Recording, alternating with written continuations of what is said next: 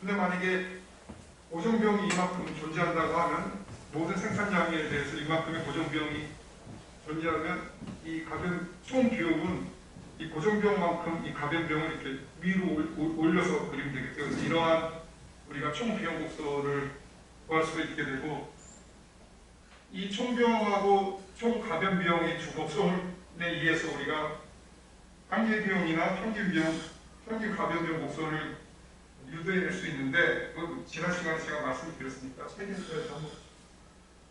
그 모습이 세 개의 비용 곡선이 이러한 형태를 가지고 있고, 또 하나 이제 중요한 거는 이게 이제 한계 비용인데, 한계 비용은 평균 비용을 이게 평균 가변 비용이나 아니면 전체 평균 비용이나 이 가장 최저점을 아래서부터 위로 지나친다는, 평균 비용의 최저점을 통과한다는 요 그림이 이게 제일 사실 중요한 거예요. 우리가 요거를 요러한 관계가 있다는 거를 가려고 앞에서 쭉 설명해서 이게 왜 중요하냐면, 이거 가지고 우리가 이제 시장 구조에서 우리가 기업들이 어떤 식으로 행동하느냐를 판단할 때 이 그림을 이 비용 곡선으로 우리가 활용하기 때문에, 그런지 이게 여기 한계 비용은 접선의 기울기고, 평균 비용은 원점에서 비용 곡선까지 이은 이 직선의 기울기가, 그렇게 해서 이거 우리가 원하는 말씀을 드렸는데, 그것만 그렇게 해서 이렇게 그린다는 거는 그냥 알고 모양이 이렇다는 것만 기억을 하시면 우리가 시장 이론을 우리가 공부할 때 도움이 되겠습니다. 장기평 이거는 나중에 다시 이런 부분이 있으면 말씀드리겠습니다.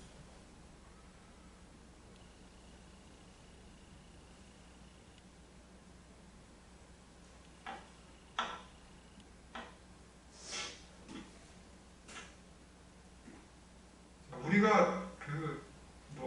몇 번에 걸쳐서 말씀드렸지만, 기업이 활동하는 가장 큰 동기 목적은 여러 가지가 있지만, 우리가 미시경제에서는 기업은 이윤을 극대화하기 위해서 경제활동을 한다고 우리가 했어요. 이 가정이 진짜 맞냐 틀리냐는 논란이 아직까지 좀 있지만, 아직까지 이거를 대체할 만한 어떤 뚜렷한 새로운 주장들이 대두됐다고 보기는 어렵죠. 그래서 기업이 이윤 극대화를 추구하는 기업은 어떤 식으로 생산활동을 하는지 한번 보도록 하겠습니다. 이윤 극대화를 위한 판출량을 어느 수준에서 할 것인가를 우리가 보기 위해서 먼저 이제 이러한 식을 하나 세워볼 수 있어요. 이윤은 총 수입에서 총 비용을 뺀 거. 당연히 그게 이윤이겠죠, 그죠? 수입에서 비용을 뺀 게 이윤이잖아요. 근데 이윤이 다 우리가 앞에서 총 수입도 생산량에 관련돼 있고, 총 비용도 생산량과 관련돼 있기 때문에 이렇게 총 수입이나 총 비용을 생산량의 함수로 형태로 이렇게 표현한 거죠. 그래서 총 이윤은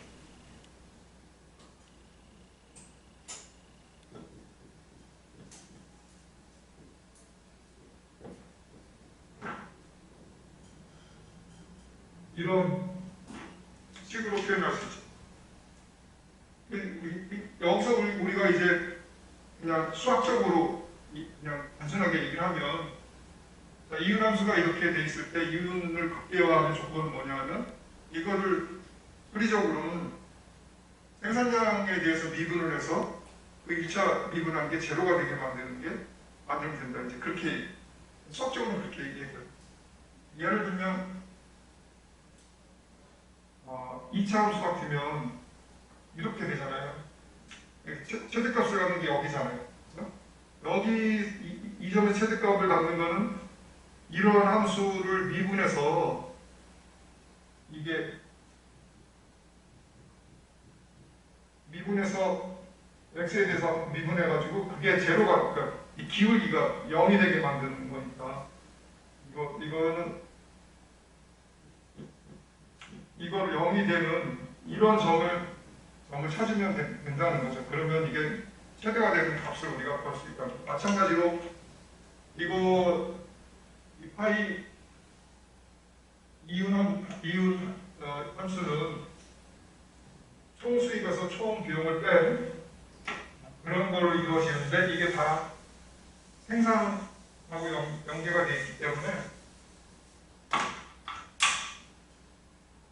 그림을 봅시다. 이렇게 됩니다. 이게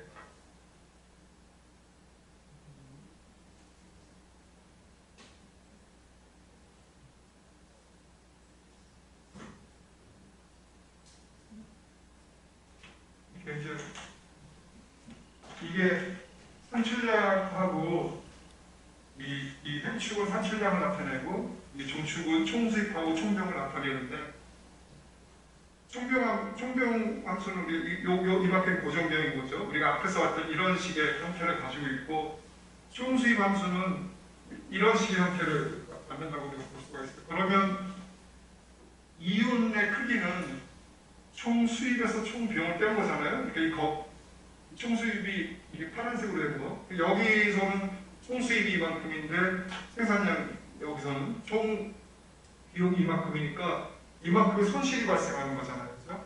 이제 그거를 이윤하고 생산량으로 된 이 평면에 그려보면 여기서는 이만큼의 손실이 발생하고 이 점에서는 총수입하고 총비용이 같으니까 이윤이 0이잖아요. 그래서 여기 0이 되는 거고 여기 이 점에서는 총수입이 총비용보다 이만큼 크니까 이윤이 크기가 이만큼 되는 거죠. 이렇게. 그래서 그거를 각 생산량 수준에서 총수입해서 총비용을 뺀 거를 이윤의 크기를 이렇게 연결해 보면 이렇게 붉은색 선으로 이렇게 나온 것처럼 이렇게 구할 수 있거든요. 그래서 우리가 여기가 이윤이 제일 큰 그런 생산량인 걸 알 수 있는데 이 이윤이 극대화되는 생산량 수준은 수학적으로는 뭐 앞에서 제가 그냥 간단하게 말씀을 드렸지만 이거를 Q에 대해서 미분하게 되면 이제 이렇게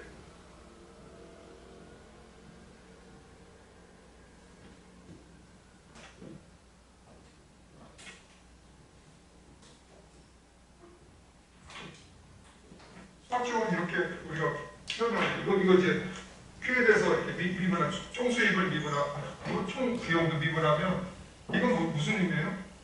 생산을 한 단위 증가시켰을 때 수입이 얼마만큼 증가하느냐. 이거는 그게 뭐죠? 이게 한계 수입이라고 하죠. 생산 한 단위 증가시켰을 때 수입이 얼마만큼 증가하는지. 그리고 이거는 생산 한 단위 증가시켰을 때 최종적으로 하는 비용이 얼마만큼 증가. 이거는 한계 비용이라고 하죠. 한계 비용. 그래서 이게 0일 때 그때 이제 최대가 되는 생산량을 가졌다고. 그러니까 한계 수입이 한계 비용하고 같을 때까지 생산하는 게 이윤을 극대화하는 생산이라고 하는데 그걸 우리가 이제 수식으로 보면 이렇게 간단히 되는데 이게 뭘 의미하는지 한번 생각을 해보자고요.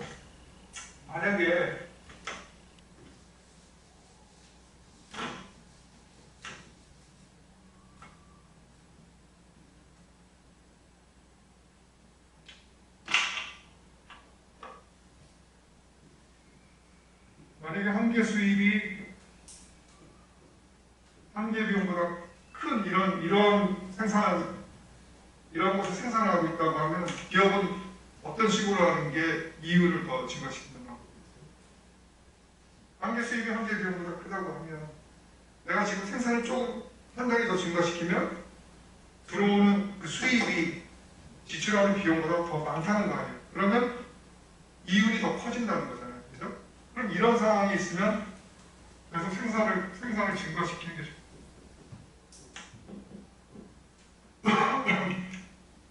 근데 역으로 만약에 한계 수입보다 한계 비용이 더 큰 경우라고 하면 어떻게 되겠어요? 내가 한 단위 더 생산할 때 지출에 대한 비용이 한 단위 더 생산함으로써 발생하는 수입보다 더 크니까 이거는 손실이 발생하는 말이에요. 하나 더 생산하게 되면. 그러면 이윤이 줄어드니까 생산을 축소해야 돼요.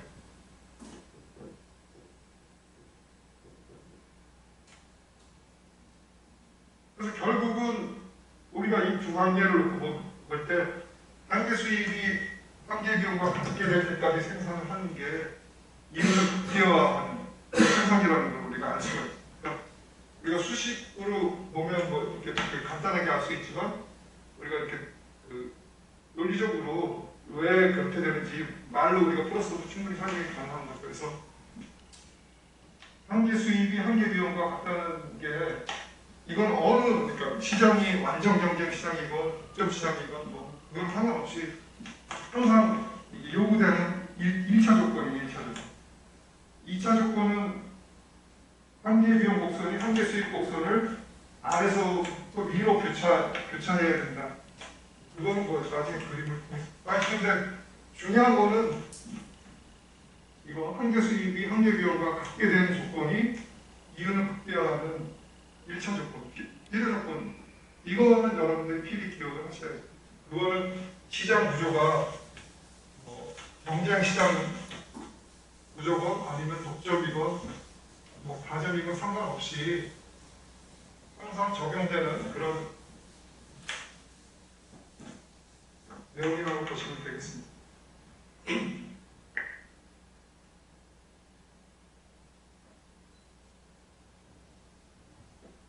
이거는 이제 그럼 한계 수입을 어떻게 구하냐는 거를 이 사례를 수요 곡선이 이렇게 우리가 수요 곡선을 여기 가격 산출량을 이렇게 놨을 때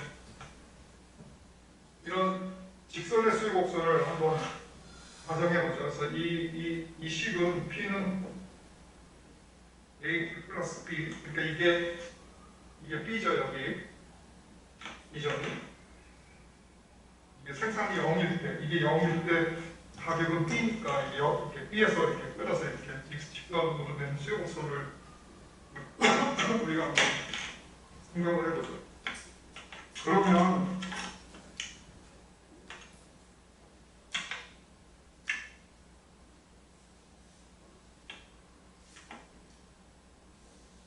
여기 수요 곡선은 평균 수익 곡선이라고 했는데 그건 무슨 얘기냐면 이게 수요 곡선이잖아요. 가격은 이런 식으로. 만약에 총수익은 어떻게 돼요? 총수익은 산출량의 가격을 곱하는 게 총수익이잖아요. 그렇죠? 그러면 평균 수익은 뭐예요?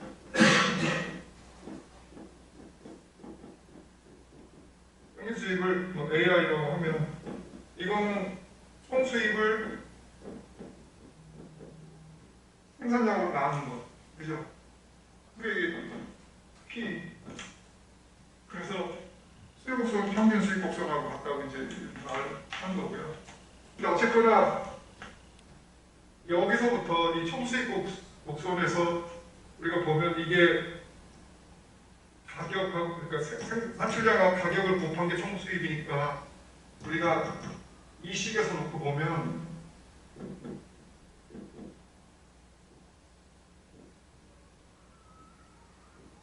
이렇게 되는 거예요. 여기서 A는 0보다 작고 B는 0보다 큰 거죠. 그럼 이거는 AQ 제곱 플러스 EQ 이렇게 식은 이렇게 되는데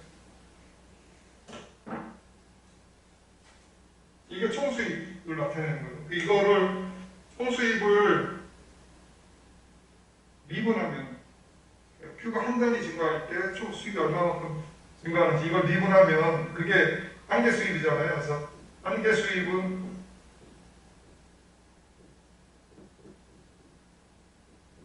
이걸 미분하면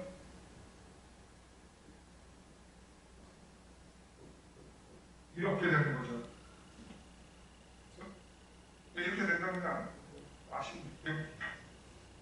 이거하고 우리가 이 수직곡선을 비교하면 어때요?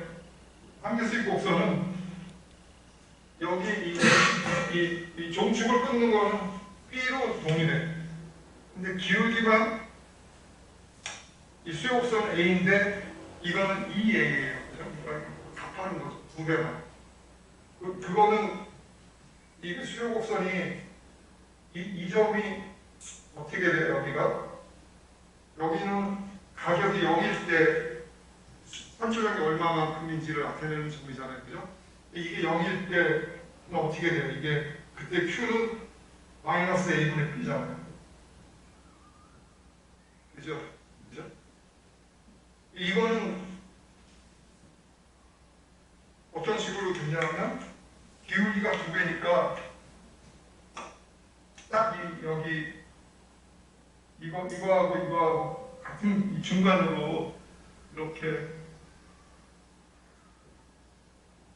되죠. 이 길이하고 이 길이가 같죠. 그래서 여기는 마이너스 2a분의 b. 이런 한계 수직곡선을 우리가 만약에 수요곡선이 이렇게 직선으로 주신다고 하면 한계 수직곡선은 마찬가지 직선인데 이 수요곡선에 비해서 기울기가 2배 가파르게. 그래서 정확하게 이 밑에 이 축을 놓고 보면 그 가운데를 끊는 그런 식의 이런 식으로 그려져요.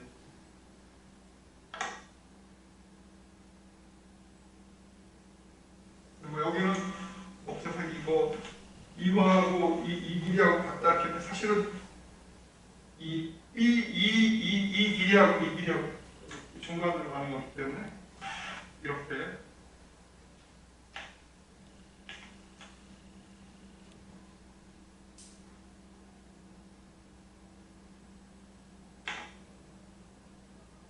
여기서 이거를 한번 더 보시고 이게 한계 수익하고 수요의 가격 탄력성 관계가 이런 식으로 주어진다고 합니다. 이런 식으로 한계 수익은 가격에다가 1 마이너스 가격 탄력성분의 1 이걸 곱한 게 이런 관계가 있다고 하는데 나오는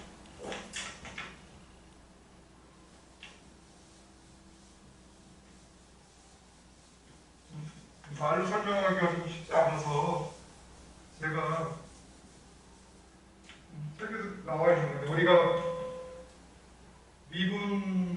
옛날에 미분 배웠던 거를 기억을 해보세요. 만약에 y가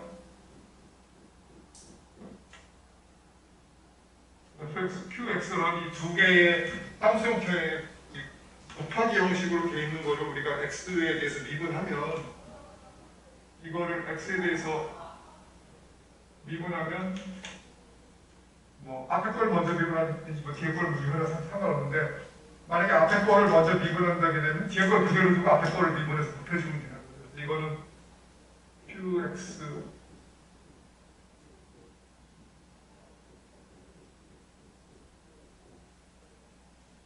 그리고 앞에 걸 먼저 그 다음에는 이제 뒤에 거를 미분해서 곱해주는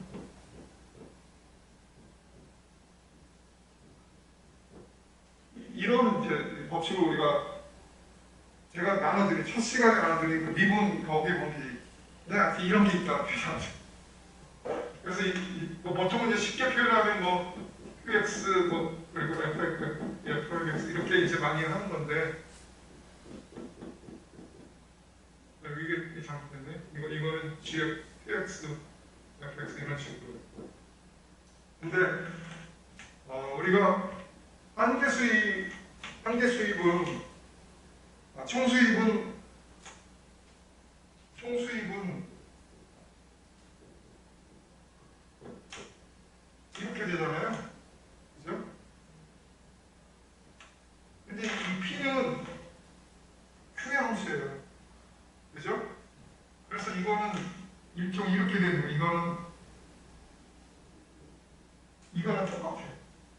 그럼 이 미분 법칙을 우리가 활용을 하면 이거를 Q에 대해서 미분을 하면 이게 한계 수입인데 이건 먼저 이거를 Q에 대해서 미분하고 이건 그대로 둔 다음에 그럼 이거는 Q 더하기 이걸 그대로 두고 이걸 미분하면 이건 Q로 그냥 Q에 대해서 미분하면 그냥 P만 나오는 거죠. 근데 이거를 Q에 대해서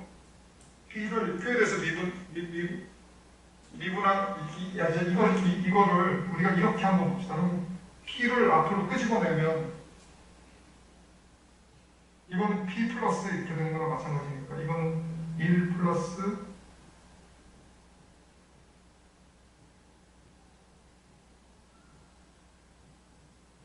이렇게 되잖아요. 조정을 하면 이걸 P에 대해서 보면 이걸 P로 묶으면 여기 P가 없으니까 이제 나눠지게 되는 거죠. 이게 똑같은 식인데 이건 같은 P로 묶었으니까 1 플러스 1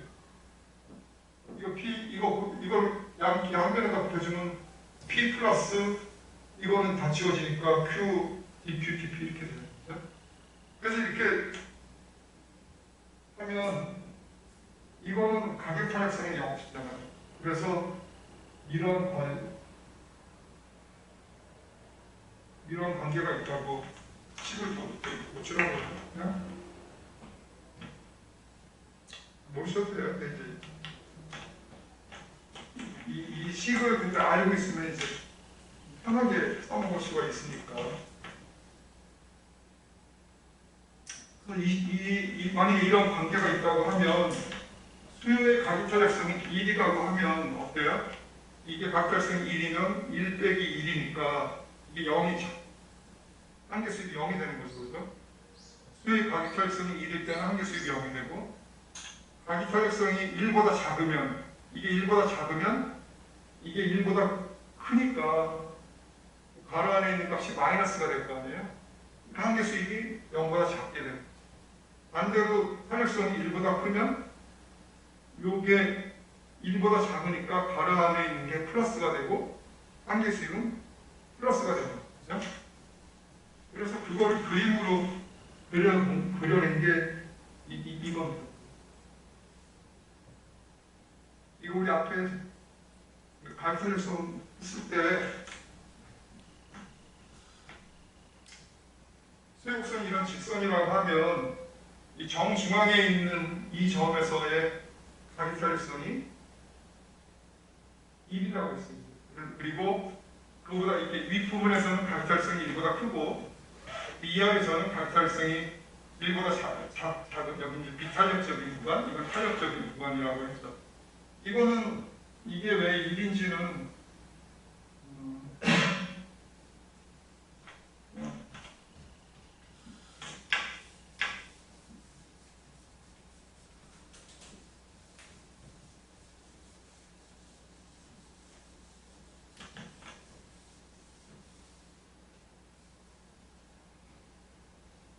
가격 탄력성은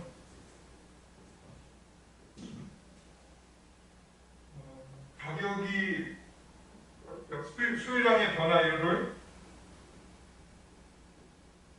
이게 수요량의 변화잖아요. 이게 원래 수요고 이게 변화된 양.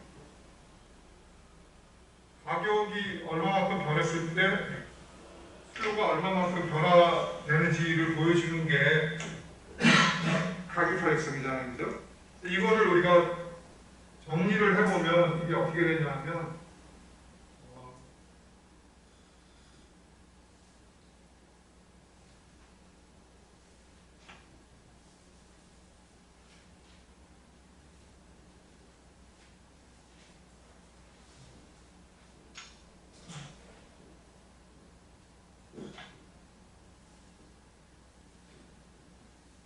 이렇게 우리가 정리를 할 수 있죠. 그죠?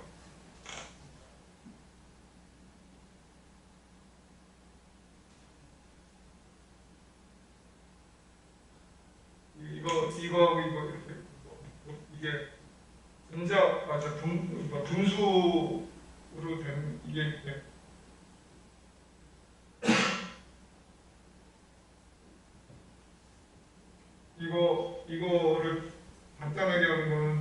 요것끼리 곱해서 밑으로 집어넣고 멀리 있는 것끼리 곱해서 위로 집어넣고 이렇게 되고 그래서 이렇게 되는데 이거는 뭐죠? 이거는 기울기 직선에 그죠? 아니 기울기의 역수지 그죠? 기울기의 이 기울기의 역수죠. 이 기울기는 dq dp잖아요. 이 기울기는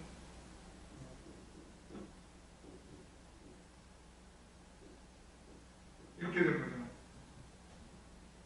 생산이 증가할 때 가격이 얼마나 변하는지. 이게 지금 축이 여기 종축이 P가 돼서 그래서 이건 기울기의 역수고 이거는 이 기울기 역수고 이 중간은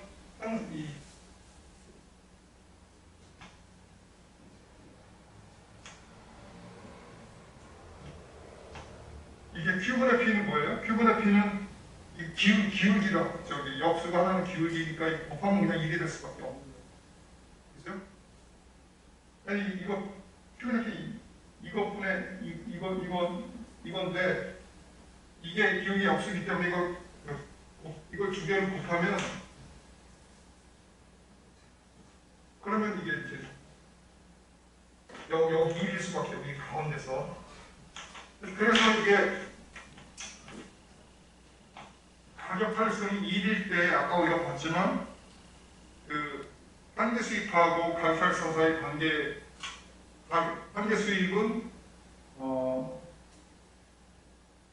가격 곱하기 가로하고 1 마이너스 가격 탄력성분의 1 이렇게 돼 있잖아요. 그래서 가격 탄력성이 1일 때는 가로항이 0이니까 한계 수입이 0이 돼서 이게 가운데 정 가운데일 때 한계 수입이 0이 되는 거죠. 이게 이 종축은 가격하고 한계 수입의 크기 나타내는 건데 이 가운데 있을 때 한계 수입이 0이 되고 생산 산출량이 그보다 커지면 한계 수입이 마이너스가 됩니다. 그죠? 한계 수입은 우리가 저기서 봤지만 이 수요 곡선 이게 현축을 끊는 수요 곡선이라면 이게 가운데라고 그랬잖아요. 한가운데를 끊는 거지. 결국은 이 수요 곡선이 우리가 이 행축을 끊는 여기까지를 놓고 봤을 때 가격탄력성이 1인 점은 정확히 가운데니까 이게 다 연결이 되는 거죠. 그래서 이것보다 작은 산출량에서는 한계 수입이 0보다 큰 구간이고 중간 이상의 산출량에서는 한계 수입이 마이너스가 되는 구간이죠. 그러면 총 수입은 어떻게 돼요? 총 수입은 생산을 증가시킬수록 한계 수입이 한 단위 증가할 때마다 한계 수입이 계속 0 이상으로 증가하니까 총 수입은 계속 증가하는 거거든요. 그런데 총 수입이 증가하는 이게 작아지는 거죠. 왜냐하면 이게 첫 단위, 그러니까 하나도 생산 안 했을 때는 총 수입은 0인데 한 단위를 생산했을 때의 총 수입, 한계 수입하고 마찬가지잖아요. 그죠? 만약에 한 단위 생산했을 때 가격이 100원을 받는다고 하면 그게 한계 수입이죠. 첫 번째, 내가 한 단위 생산 증가한 첫 번째, 그러니까 하나도 생산 안 했을 때랑 비교해서 한 단위 생산이라 했을 때 수입은 한 단위 증가했을 때 수입 증가, 그게 100이니까 처음에 한 단위 생산했을 때의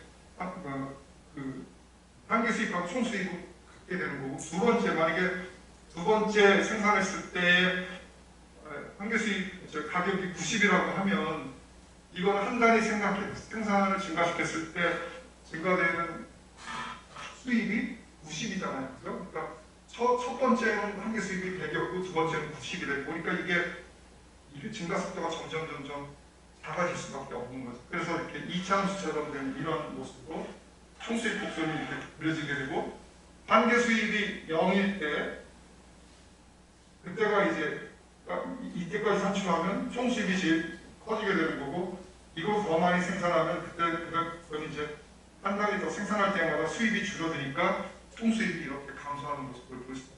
그래서 이렇게 선 모양으로 총수입이 이루어지게 됩니다.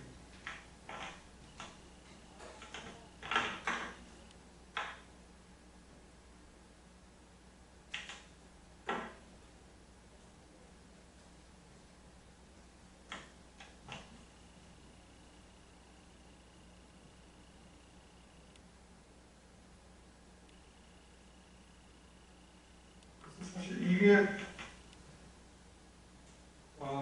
이 곡선의 높이가 총 수입을 나타내는 건데 높이가 이 곡선의 이 높이는 만약에 이러한 산출량에서의 이 높이는 그때의 총 수입을 나타내는데 그거는 이런 산출량에서 이 산출량에서 이 한계 수입 이 밑에 이런 도형의 면적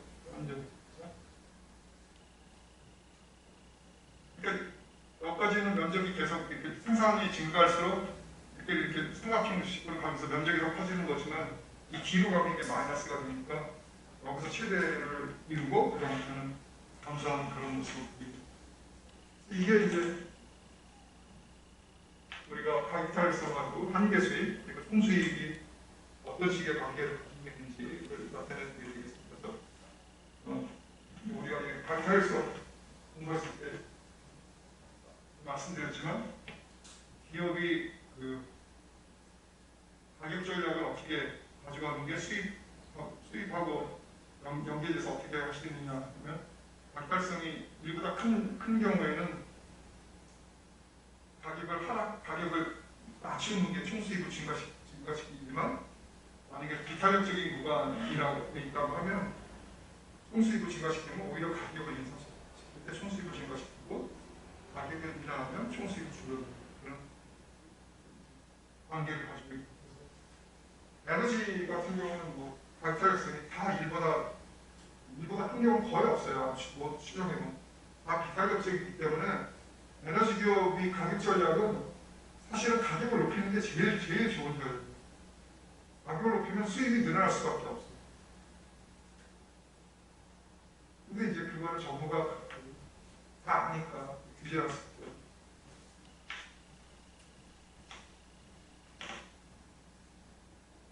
그래서 이제 이윤국가는 한계 수입하고 한계 비용이 같을 때까지 생산하는 게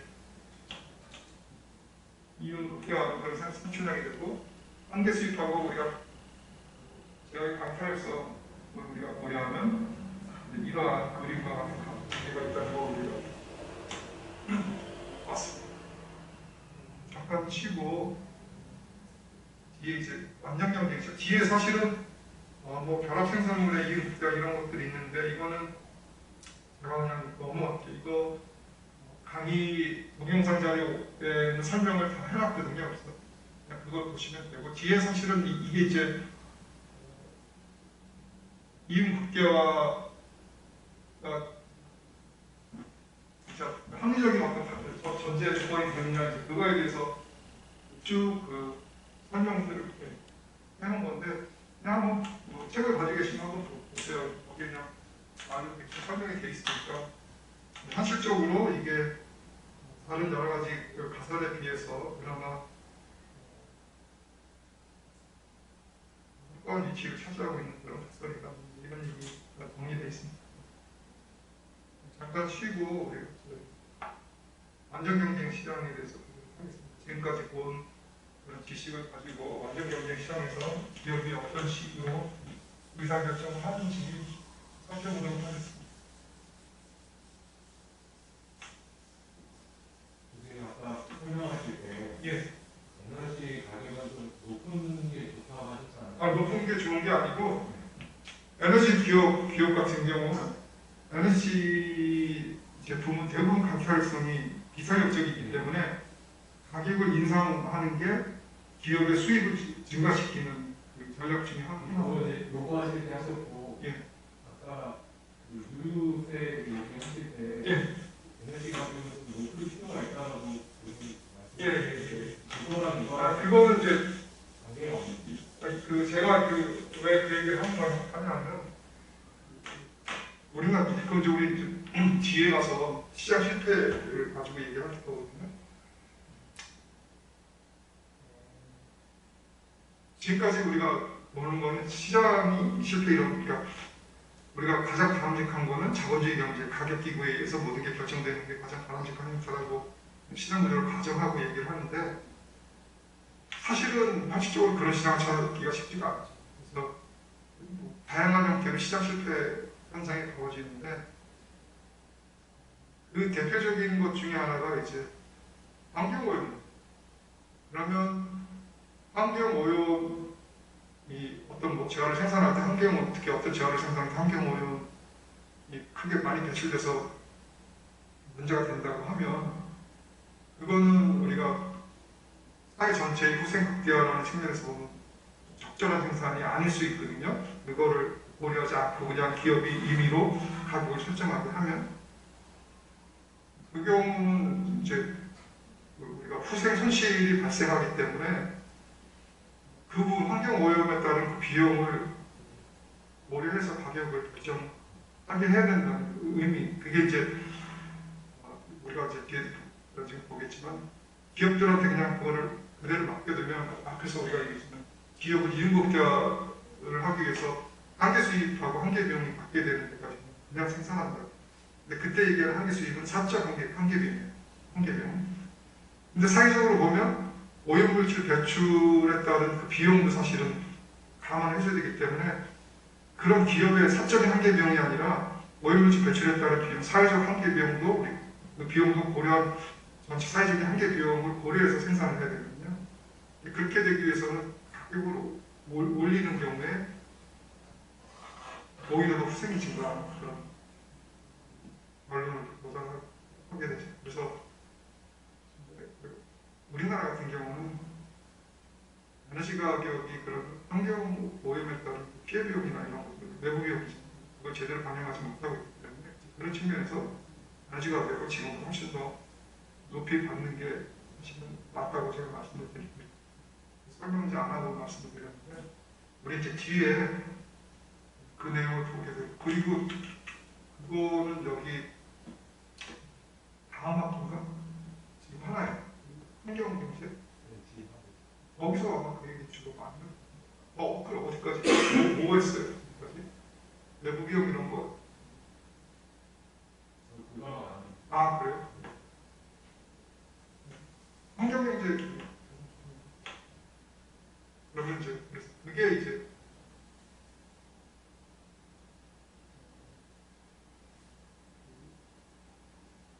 적절한 세금을 가격에 내죠. 그 세금을 우리가 피부세라고 해요. 이렇게 교정적 조세의 대표적으로 피부세를 얘기를 하는데 환경비용을 세금으로 가격에 얻는 것. 그래야지 가격이 올라가면 소비가 줄어들잖아요. 그러니까 이게 환경비용을 반영하지 않으면 필요 이상으로 소비를 하는데 환경비용을 우리가 잘 측정을 해서 반영을 하면 전체 사회적인 비용을 최소화시키는 수준으로 소비가 감소하고 그러면서 우리가 사회부세금을 극대화시킬 수 있는 근데 그걸 우리가 피크텍스라고 하고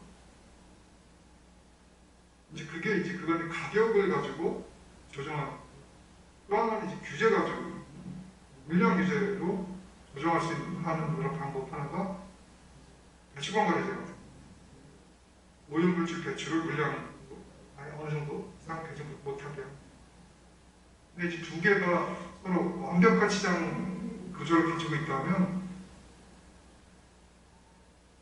비부세를 도입해서 적절한 그 소비를 가져오는 거나 물량을 규제해서 균형을 얻는 거나 똑같아요. 그러면 사실 편한 거는 세금 붙이는 게 편하거든요. 편하다 정책. 배출관리잖아 이런 거는 되게 좀 제도 설계도 그러고 되게 짜증나요. 왜 그러면 그렇게 하면 사실은 우리가 지금 살고 있는 이 시장이 완벽한 시장이 아니기 때문에 이론적으로는 배출관리제하고 피부세 동일한 결과 도달한다고 하지만 실제는 이제 그렇지 않아요. 일반화는 이제 피부세 텍스는 명확해요. 얼마? 이걸 같으면 리터당 100원이 되지. 그러면 기업이나 이런 경제 주체들이 불투명한 게 없어요. 명확히 가격이 명확하니까. 그러니까 이제 불투명한 게 불투명한 게 없으니까 굉장히 그 기업 경영하는 게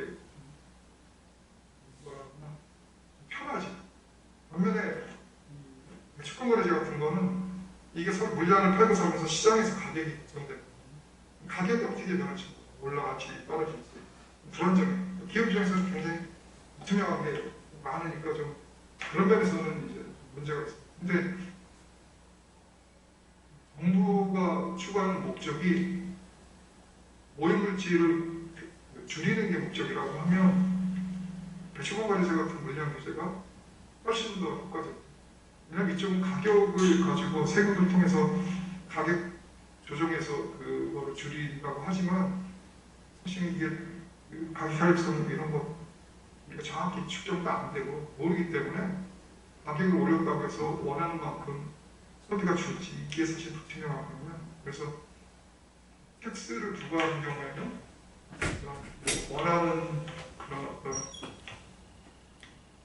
목표를 달성하기 어려울 수 있죠. 그러니까 시장은 예측이 가격 변화 이런 거에 대한 어떤 불안정성이 없는 장점이 있는 반면에 확실하게 줄일 수 있는 물량인 건 이건 불확실해지고 채권거래제는 물량 규제는 확실한데 가격이 불투명하기 때문에 기업 입장에서는 이제 경영활동하는 게 굉장히 불안정한 게 있어요.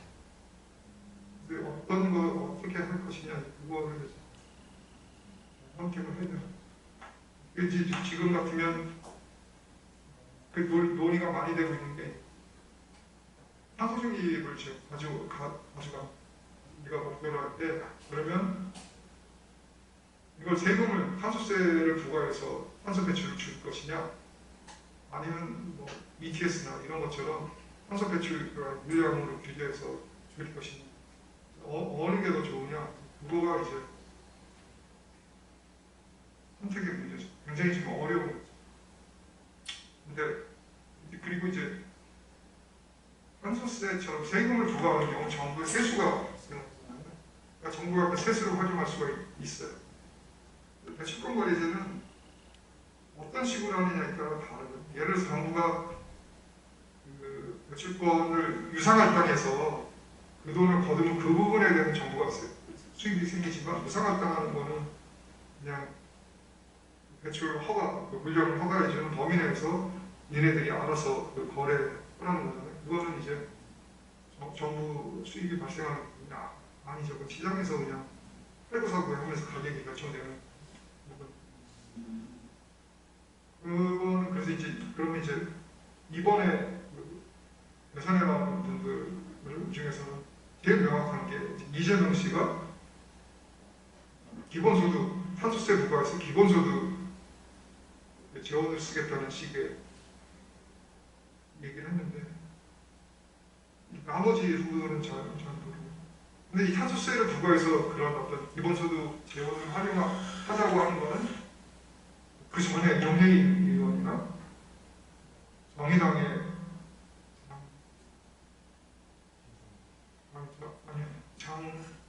누구죠? 젊은 자가 있는데 뭐 있어 하여튼 하여튼 그런 분들이 이제 얘기를 하는데 사실은 경제학자들은 그 부분에 대해서 선뜻 동의를 못하는 것 중에 하나가 탄소세를 부과하는 목적은 탄소세를 부과함으로써 탄소 배출을 줄이자고 하는 거잖아요. 그 탄소 배출이 줄어들면 탄소세 세수가 감소되는데 기본소득으로 매년 그 일정의 지출이 소요된다고 하면 탄소세가 감소될 때 그걸 어떻게 조달할 수 있을 것인지 방법은 탄소세 세율을 막 탄소 배출량이 반으로 줄었을 때도 탄소세 수입을 그대로 유지하려면 세율을 2배로 가져가는 수밖에 없는 거예요. 그런 어떤 현실 그리고 탄소세를 부과하는 목적은 기본적으로 탄소 배출을 줄이는 게 목적인데 그럼 1차적으로 세수를 탄소 줄이는데 활용을 해야지 그거를 기본소득으로 주는 문제가 있지 않느냐 이런 이제 비판들이 지금 많이 나오는 거고요. 많은 분들은 뭐 뚜렷하게 뭐 내놓지 않았습니까? 얘기하기 그렇지만 이런 탄소세 그럼에도 불구하고 이제 뭐 탄소세를 부과하지 않을 수는 없을 것 같습니다. 탄소세를 기본소득으로 주면 예. 리바운드 효과가 그건 모르겠어요. 그런 것도 좀 고민을 해봐요. 그리고 근데 이제 그 제일 지금 핫한 부분이 전환 부분이에요. 전환 부분에 지금은 배출권거래제가 도입돼 있고 산업 부분도 배출권거래제 하지만 그리고 태양발전 산업제약 뭐 언제 될지 모르지만 저는 정확하게 그 메커니즘을 어떤 식으로 설계했는지 그리고 선도 가격을 뭐 해서 어떻게 한다고 하는데 정확히 제가 설명을 못 드렸습니다. 근데 의외로 다른 부분에 비해서 탄소세 효과가 굉장히 뚜렷하게 나타나는 게 정확합니다. 그러니까 다른 부분, 그러니까 산업 부문이나 이런 데는 탄소세를 부과했을 때 효과를 우리가 정확히 측정하고 있거든요. 그리고 수용도 기본적으로는 산업 부문하고 전환 부문은 배출권거래제를 도입을 하고 수송하고 건물 쪽에는 이제 탄소세를 도입을 하자는 게 처음에 당초 구상이었어요. 그래서 탄소세가 아직 도입이 안 됐으니까 산업하고 전환 부문을 중심으로 지금 배출권거래제가 되고 있잖아요. 근데 산업 부문은 대규모 기업을 중심으로 되고 있습니다. 그래서 소규모 작은 기업들한테까지 배출권거래제를 적용하기 쉽지 않으니까 그러면 이제 작은 규모의 기업들은 탄소세 보완적인 방법으로 적용을 하고 그렇게 하자는 이제 그리고 이제 전환 부문은 근데 우리가 한개 오늘 할 거지만 이제 한계병이 왜 우리가 한계병 하냐 하면 그게 공급 곡선이거든요. 그래서 우리가 S&P를 중시하는 게 S&P라는 게 이제 대통합계 가격이잖아요. 그게 결국은 수요가 있을 때 S&P가 제일 높은 발전원이 그 시장 가격을 거기서 결정을 하는 거거든요. 우리 왜 한계 비용 우리 이런 걸 공부했냐면 이제 그런 거 알기 위해서 합니다. 근데 이제 우리나라는 다른 나라하고 약간이 아니라 많이 다른 게 전원 간의 이 비용 차이가 너무 극명하게 차이가 나요. 그러니까 유럽이나 이런 나라는 원자력, 석탄, 가스 이 사이에 그 비용 차이가 우리처럼 그렇게 크지 않아요. 근데 우리는 뭐 원자력하고 석탄하고는 뭐 가격 경쟁이 안 되잖아요.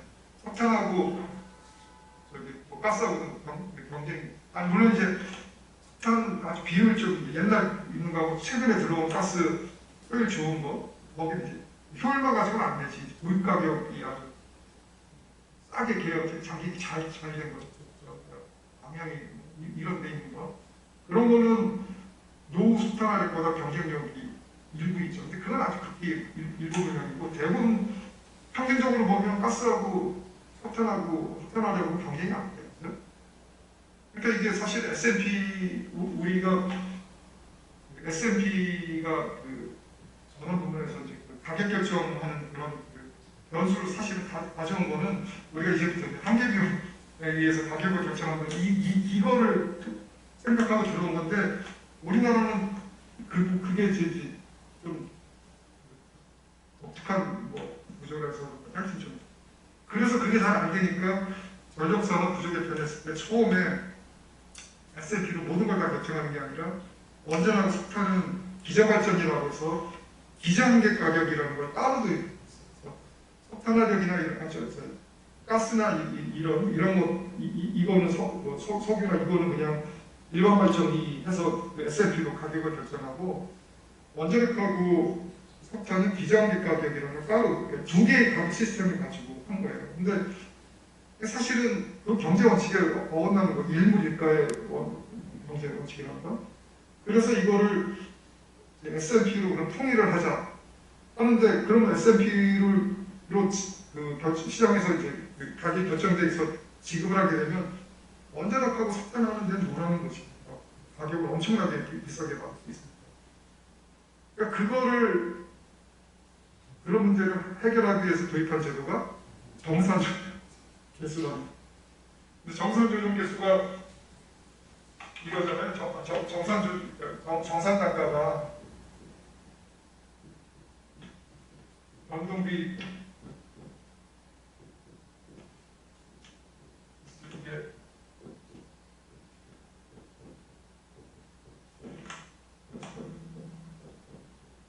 여기 정산 조정 개수 이거 계산하는 거잖아요.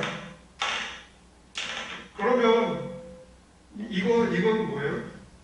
이 변동비 우리가 이거는 뭐예요? 이 고정비라고. 전체 비용에서 변동비 빼준 거니까 그 고정비나 마찬가지. 그러니까 고정비를 얼마만큼 인정을 해주느냐 그 조정 개수를 정산조정위원회가 비용평가위원회가 정하는 거예요. 그래서 어떨 때는 이걸 높이 많이 주기도 하고 어떨 때는 약하게 주기도 하고 이제 그렇게 하는 건데 그게 정치적으로 사실 이게 그러니까 뭐 말은 시장의 재무적인 안정성을 하기 위해서 이렇게 한다고 하지만 사실 정산조정개수 값의 크기는 안전하고 발전 자회사 사이에 이익 배분을 하는데 환전하기 훨씬 유리하게 비교를 되는 거죠. 환전하기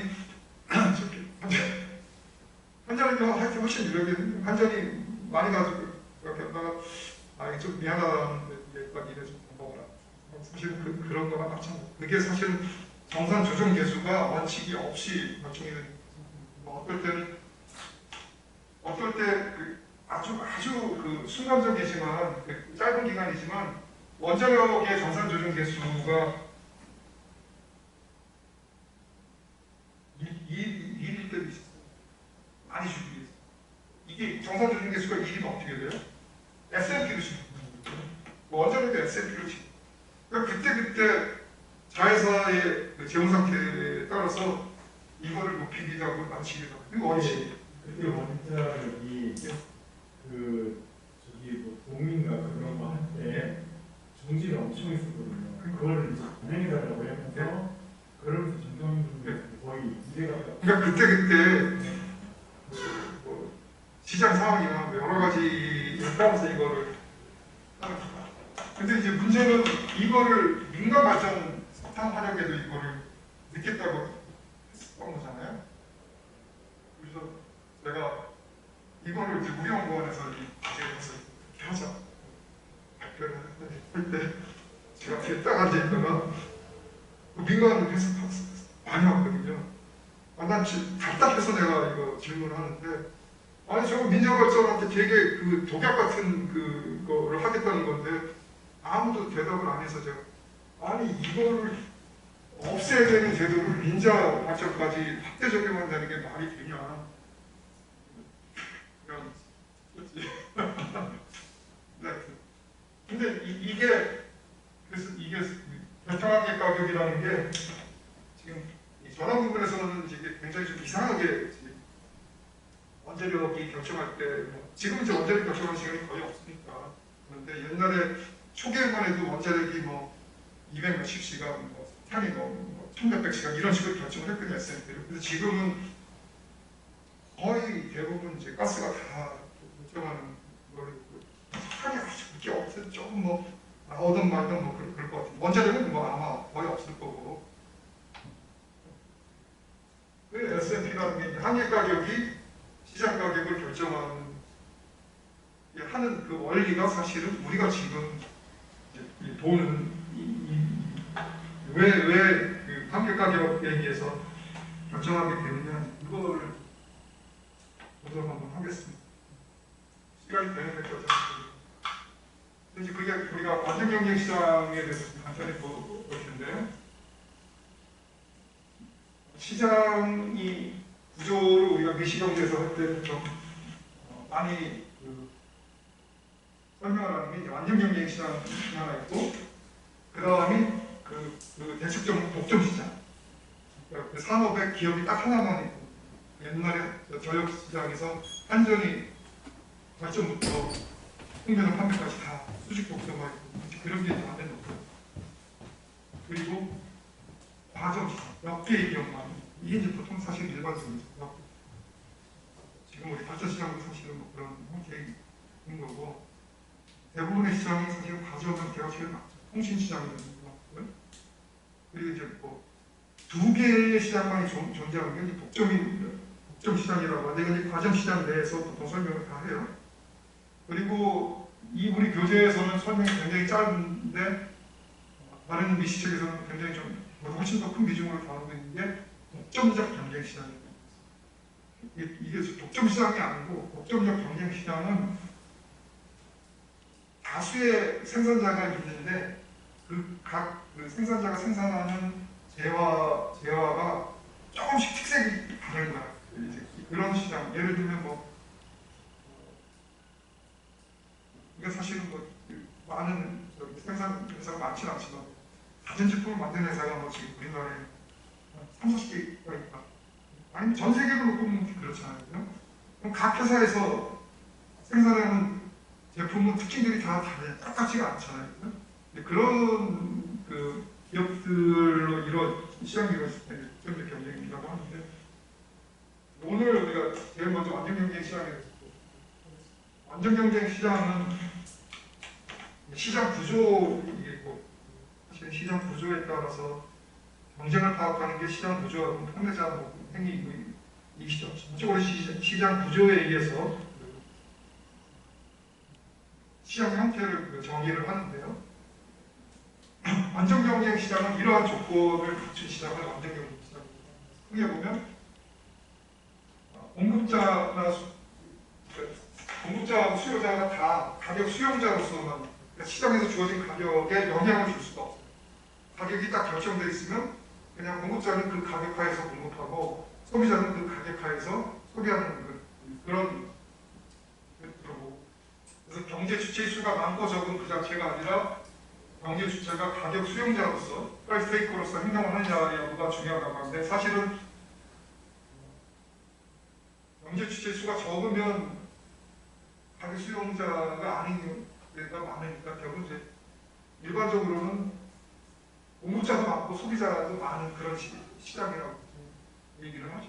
그리고 두 번째가 이제 동질적인 상품을 공급자는 동질적인 상품을 생산한다. 제가 앞에서 말씀드렸던 가전제품 같은 경우 모든 회사가 똑같은 품질에 똑같은 그 특징을 가진 제품만 생산하는 그런 시기이래야지만 조건이 충족이 됩니다. 옛날에는 그냥 보통 뭐 쌀 같은 경우 엄청나게 많은 농부가 그 동일한 품종의 쌀을 생산하면 뭐 A라는 농부가 생산한 쌀이나 B라는 농부가 생산한 쌀이나 똑같은 질이잖아요. 그런 때 우리가 동질적이라고 해요.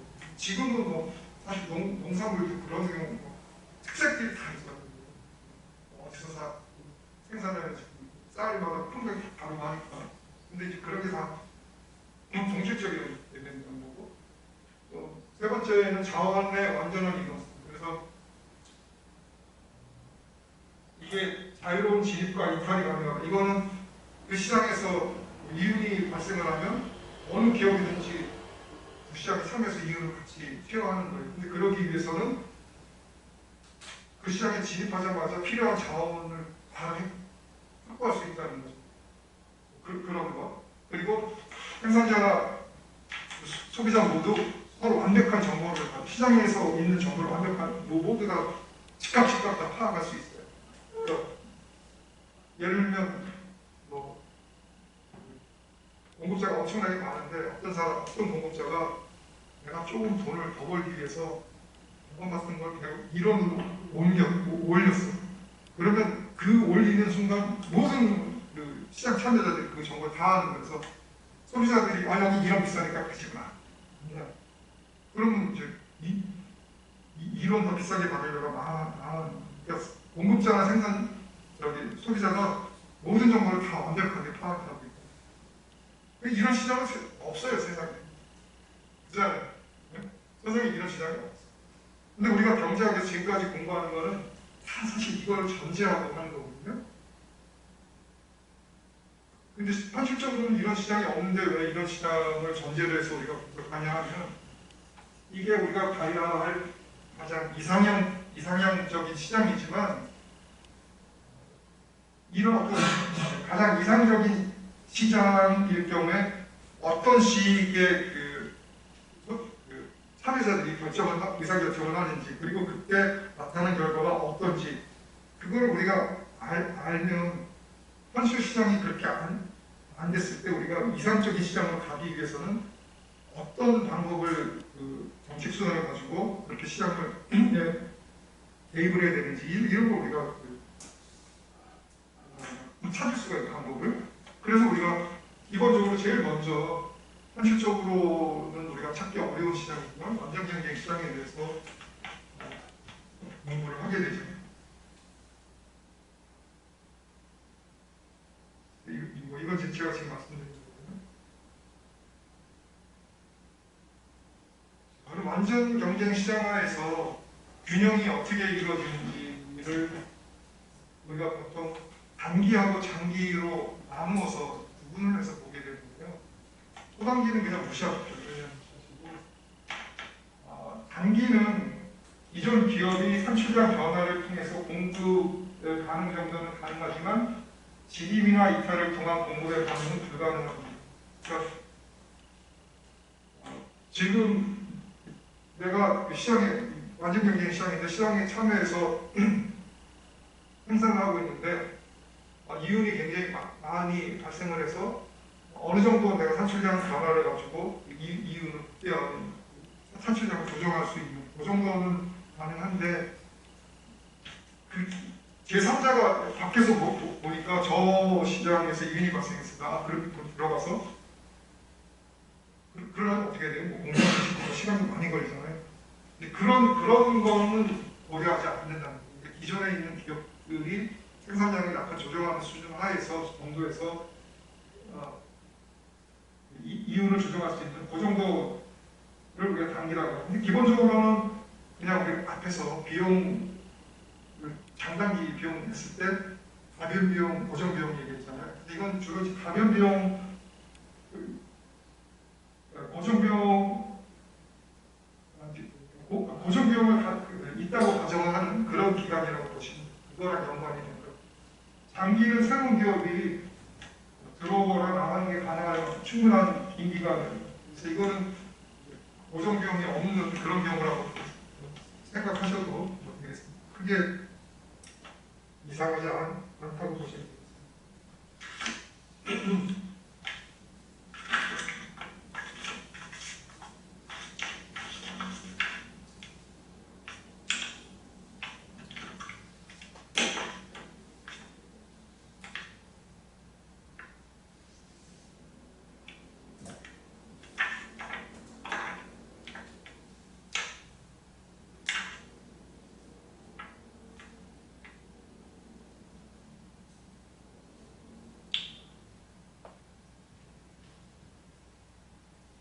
그럼 이제 이러한 경우에 이윤이 어떻게 기업은 이윤을 어떤 식으로 극대화하냐 하면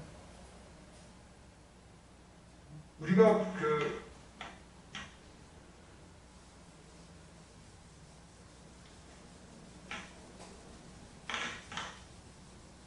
앞서서 우리가 제일 처음에 수요와 공급을 봤을 때는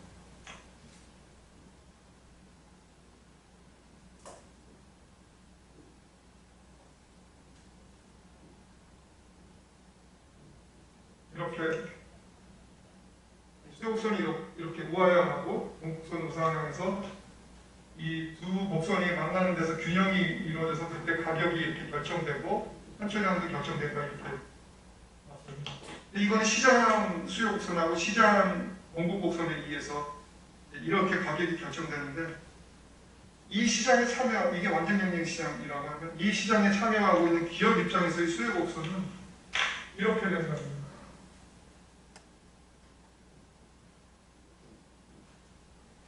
여기 이런 가격, 시장에서 결정된 이 가격에서 수요곡선이 이렇게 이루어집니다.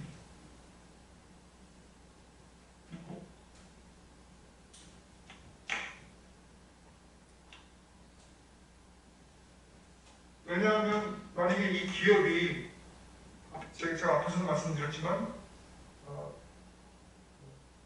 단위당 이윤을 좀 높이기 위해서 가격을 올리면 어때요? 소비자들이 그걸 바로 알아채고 다른 생산업자별로 수요를 바뀌기 때문에 단체자기가 목적으로 했던 그 효과를 전혀 얻을 수가 없어요. 그럼 판매가 엉이 되니까. 소비자를 더 많이 현혹하려고 가격을 좀 낮추잖아요.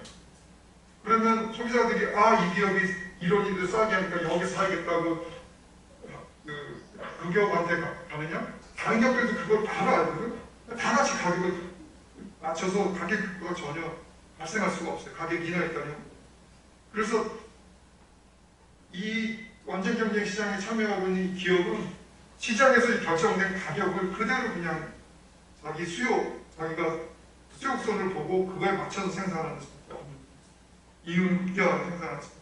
그래서 우리가 앞에서 완전 경쟁 시장의 첫 번째 조건으로서 공급자와 소비자가 프라이스 테이커라고 얘기했던 게 이러한 거죠. 그래서 수요곡선이 이렇게 수평인 그런 수요곡선을 갖게 된다.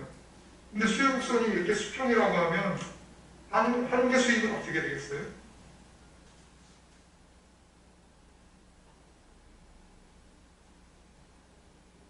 공급을 한 단위 증가시켰을 때 늘어나는 추가로 발생하는 수입이 그냥 이게 똑같죠. 이게 수요곡선이자 상계 수입곡선은 어떻게 됩니다.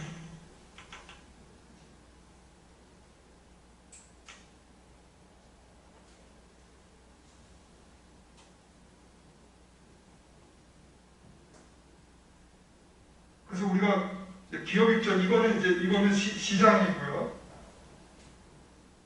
시장 수요와 공급. 그래서 이제 균형이 어떻게 이루어지는지 보여주고 이건 이제 개별 기업이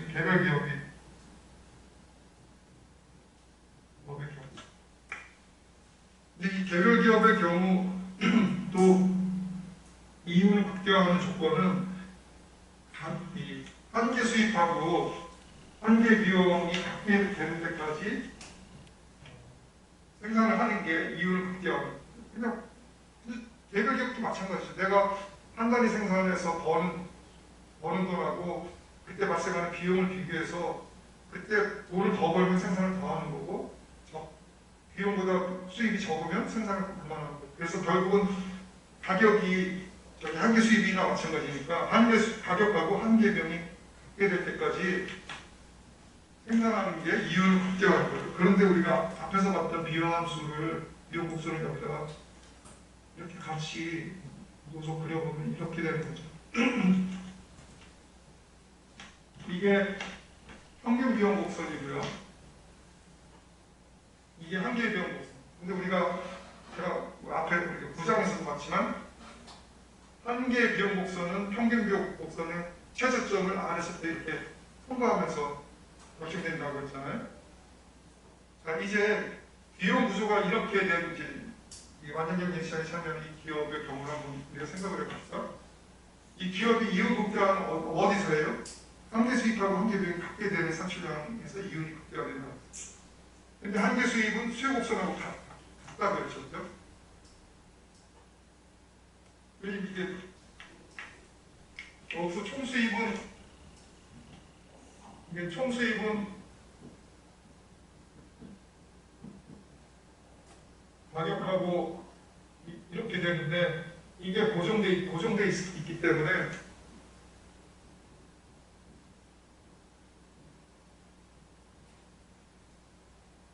이건 그냥 이렇게 고정되는 거예요. 이건 상수잖아요. 상수니까 그냥 이거 Q 이렇게 되는 거지. 결국 Q에 대해서 미분만 하면 그냥 이거 없어지니까 P 가만 가공만. 그래서 이렇게. 그래서 우리가 앞에서 봤던 이윤 극대화 법칙에 의해서 한계 수입하고 한계 비용이 같게 되는 이게 한계 수입인데 한계 비용은 곡선이 이렇게 되니까 여기 이 두 곡선이 만나는 여기까지 생산하는 게 이윤을 극대화하는 점이에요. 그러면 이 기업 같은 경우는 요 Q스타만큼 이만큼을 생산할 때 이윤이 극대화되는 거죠. 근데 이윤은 어떻게 돼요? 이게 평균 비용 곡선이잖아요. 그러니까 이때 단위당 이윤이 이만큼, 한 개 수입은 한 달에 생산할 때 들어가는 비용은 이만큼이고 그때 평균적으로 들어가는 비용이 이만큼이니까 요만큼의 단위당 수익이 생기는 거죠. 그죠? 그래서 생산량하고 단위당 수익을 곱한 이 노란 면적으로 된 이게 이 기업의 이윤이 됩니다.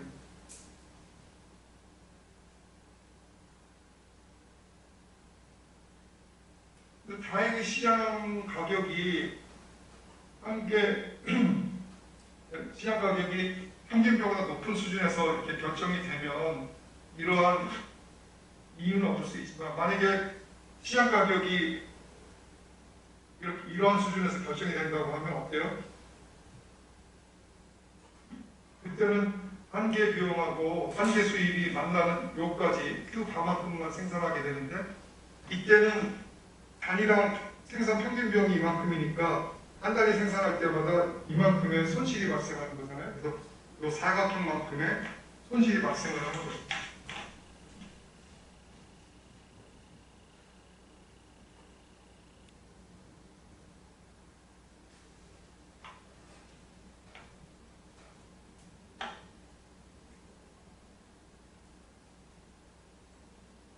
이제 그런 설명이 여기 나와 있고요. 근데 그러면 만약 기업이 뭐 항상 이윤만 발생하는 건 아니니까 손실이 발생할 수도 있잖아요. 그러면 내가 손실을 떠안고 계속 생산하는 게 좋을지, 아니면 어느 수준에서는 내가 생산을 중단하는 게 좋을지, 그걸 결정해야 될 거 아니에요. 근데 이제 그때 우리가 한 가지 이제 고려해야 비용이 이제 매몰 비용인데, 매몰 비용이 어느 정도 매몰 비용을 가지고 우리가 생산을 어느 수준까지 할지를 이제 결정하게 되는데,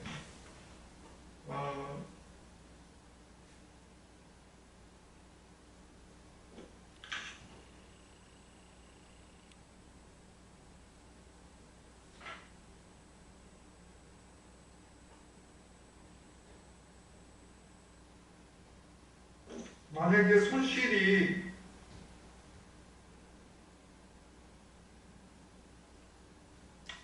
이거 가지고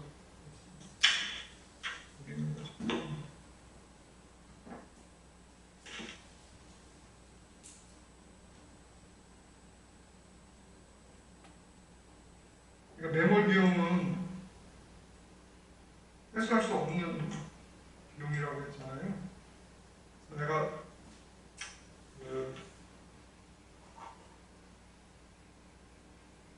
보통은 이제 고정 비용이 매몰 비용이 되는 경우가 많은데, 고정 비용 전체를 매몰 비용으로 간주하는 경우, 그렇지 않은 경우 이제 이렇게 나눠서 볼 수는 있는데,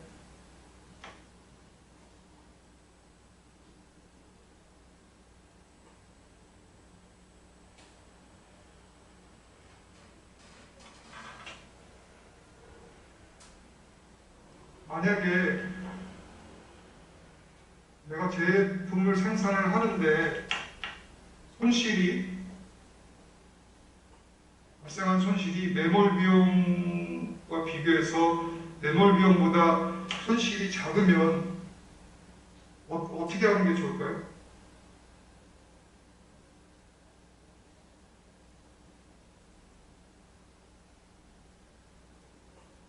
만약 손실이 매몰 비용보다 더 크면 어떻게 하시죠? 여러분 같은. 그렇죠.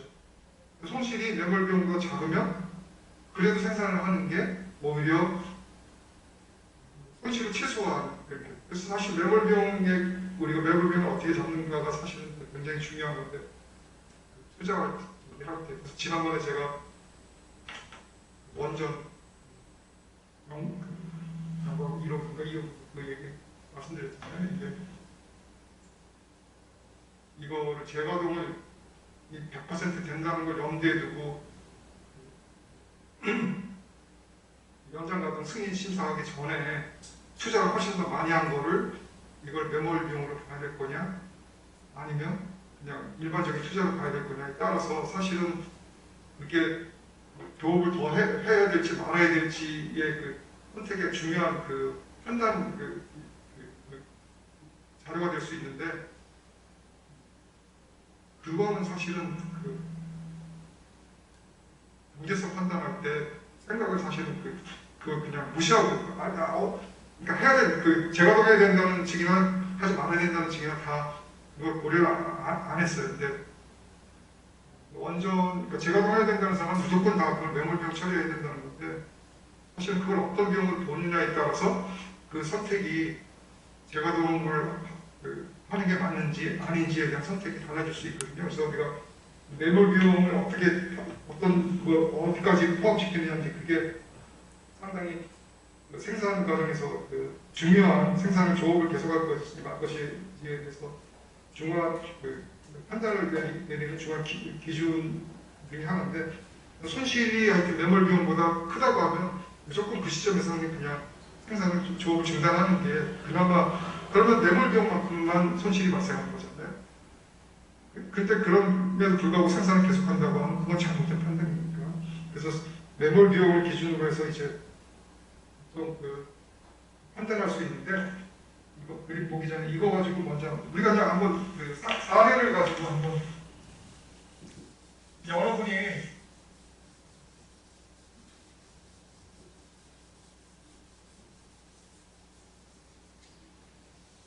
여러분이라고 하면 여러분 직장 다니시니까 주위에 있는 이제 동료 중에 어떤 분이 명퇴를 해가지고 이제 직장을 그만두고 사업을 하는 겁니다. 생계를 위해서 식당을 하나 차렸다고 합시다. 얘를 식당을 하나 차렸는데 주방도 하고 뭐 이렇게 인테리어도 하고 해야 되잖아요. 그런 비용이 뭐 주방 설비나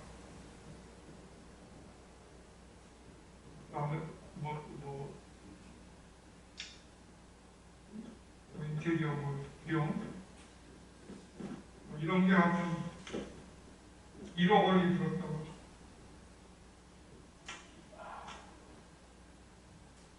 사실은 이건 어떻게 보면 거의 매몰 비용이랑 마찬가지. 만약에 내가 이 사업을 안 하고 다른 데 가게 될 때 해소하기가 거의 불가능한 비용이랑 마찬가지잖아요. 근데 이제 그리고 이제 분식집을 차렸어. 분식집을 차렸다고 해 생각을 해봐요. 그래서 한 달 장사를 했더니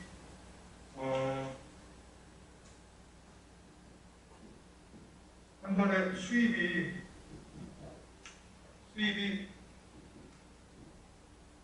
1,000만 원. 총 수입이 1,000만 원이었다고요. 근데 이 수입을 올리기 위해서 이제 라면 팔아야 되니까 뭐 인건비도 있고 뭐 여러 가지 비용이 발생할 거 아니에요. 재료비도 있고. 그래서 만약에 총 비용이 900만 원이다. 이런 경우라고 하면 어떻게 하는 게 있어요? 이런 경우 계속 생산을 해야 될지 장사를 해야 될지 아니면 그만둬야 될지. 그래서 이 경우는 총 수입이 총 비용보다 어떻게 보면 이건 이제 가변 비용이죠.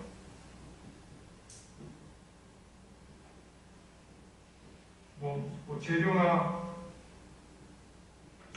인건비나 이런 것들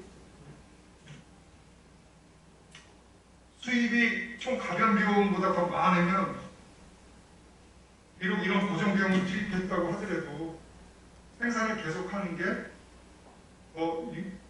그나마 유리하겠죠. 이 비용을 어느 정도 차감을 해갈 수 있습니다. 근데 만약에 총 비용이, 총 가변 비용이 1,100만 원. 그럼 어떻게 하겠어요? 이렇게 된다고 하면 생산을 하면 할수록 이 가변 비용도 충당을 못하기, 수입이 충당을 못하기 때문에 손실이 더 커지잖아요. 그죠?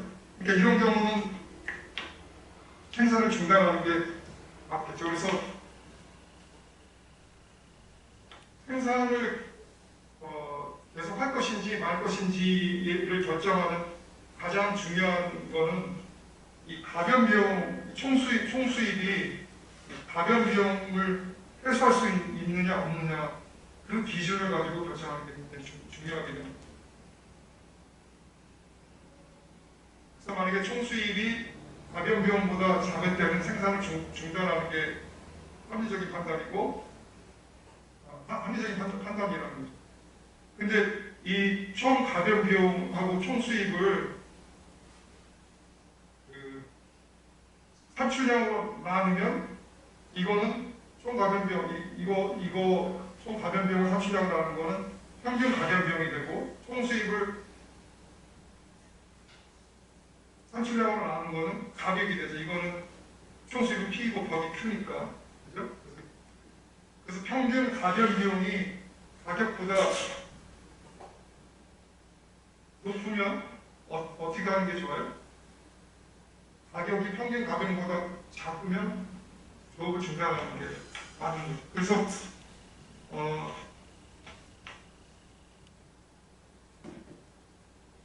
이 그림에서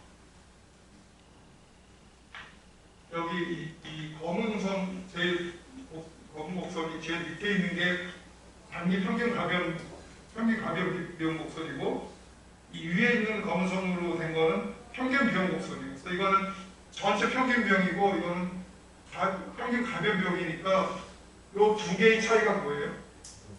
평균 고정 비용. 그렇죠? 근데 가격이 만약에 P2와 같으면 시장에서 우리 지금 완전 경제 시장을 가정하고 있는 거예요. 가격이 P2와 같으면 이게 수요 곡선이자 이게 한계 수익 곡선이잖아요. 그래서 기업이 이윤을 극대화하는 거는 한계 수익하고 한계 비용, 이게 한계 비용 곡선인데, 한계 수익하고 한계 비용이 만나는 데까지 생산을 하는 게 이윤을 극대화하는 점이라고 우리 했잖아요. 근데 보니까 이 경우는 가격이 P2일 경우에는 한계 비용하고 한계 수익이 만나는 곡선이 단기 평균 가변 비용 곡선하고 같은 그런 점이 됐어요. 그러면 이때는 어때? 이때는 생산하든 생산하지 않든 사실은 똑같은 결과지만 이게 조업을 더 할 것인지 말 것인지를 결정하는 그런 그 가격 조건이 되겠죠. 이거보다 가격이 높은 데서 결정이 되면 어때요? 단기 평균 가변 비용보다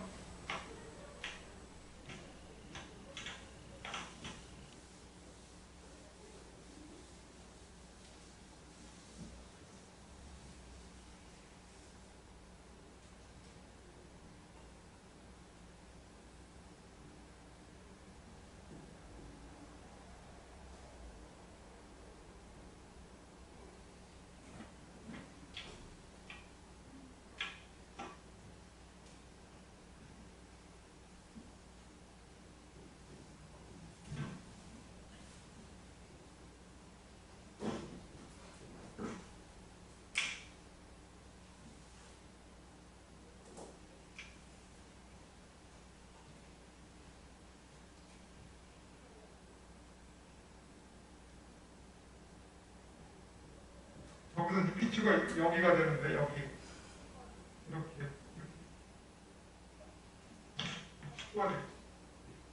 만약 가격이 시작 가격이 P2에서 결정이 된다고 하면 이 P2라는 가격은 다행히 단기 평균 가변 비용의 최저점하고 같게 되는데,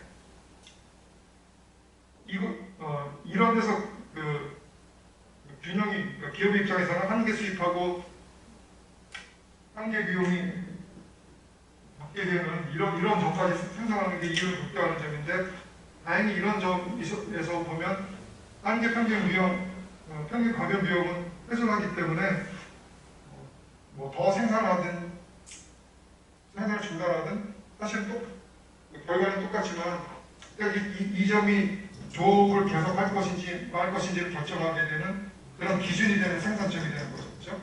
그래서 이거를 생산 중단점이라고 좀 얘기를 하고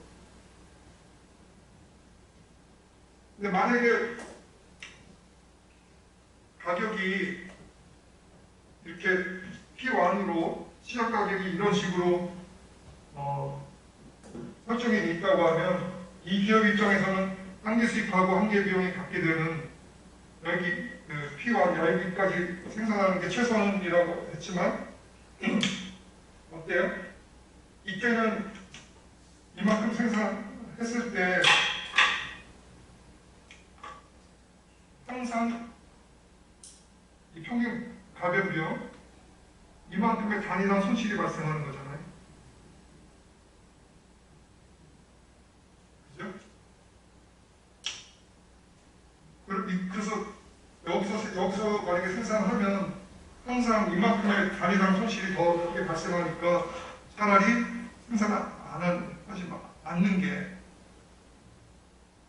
그래서 그 전체 고정 비용이 다 매몰 비용이라고 그 비용을 다 손실 처리하더라도 생산을 안 하는 게 더 이상의 손실을 줄이는 그런 선택이 되겠죠. 만약에 근데 가격이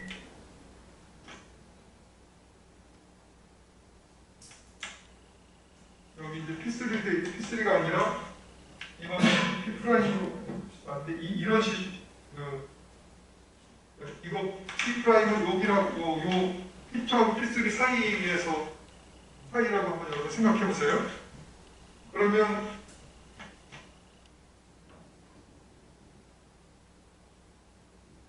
이런 데서 한계 수입하고 한계 비용이 갖게 되는 여기서 생산하는 게 이 기업은 가장 합리적인 선택을 하는 거죠. 그렇죠? 한계 수입하고 한계 비용을 갖게 되는 점이 이 점이니까 이 경우는 평균 가변 비용보다 이만큼의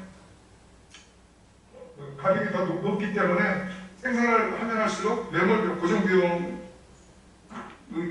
우리가 나중에 생산 안 했을 때 손실이라고 가정하면 그 손실을 줄일 수가 있는 거예요. 그러니까 이런 경우, 그러니까 가격이 P2보다 더 높은 수준이라고 하면 무조건 생산을 하는 게 더 유리한 거죠. 그렇죠?